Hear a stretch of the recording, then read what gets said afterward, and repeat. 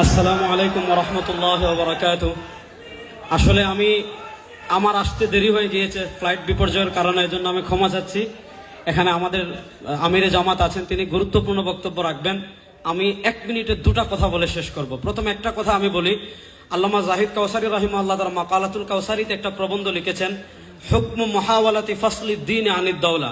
অর্থাৎ কামাল পাশার কথা বলেন, আহমদ কামাল আতাতুর্ক কামাল পাশার কথা বলেন, জামাল আব্দুল নাসেরের কথা বলেন, যারা সেকুলারিজমের দিকে ধাবিত হয়েছিল অথবা আরবি জাতীয়তাবাদের দিকে ধাবিত হয়েছিল, তারা তৎকালীন যুগে ইউরোপকে দেখেছে। ইউরোপ যখন ধর্ম থেকে রাষ্ট্রকে আলাদা করেছে, ইউরোপটা কিছুটা এগিয়ে গিয়েছে। এটার কারণে তারা প্রভাবিত হয়। ওই সময় মুসলমানদের ভিতর 2টা চেতনা ছড়িয়েছিল, একটা হলো আরবি জাতীয়তাবাদ, আরেকটা হলো সেকুলারিজম। আল্লামা কাউসারী রাহিমাহুল্লাহ তার মাকালাতুল কাউসারীতে সুস্পষ্ট ভাষায় লিখেছেন যে রাষ্ট্র কখনো ধর্ম থেকে আলাদা হতে পারে না। হুকমু মুহাওয়ালাতি ফাসলিদ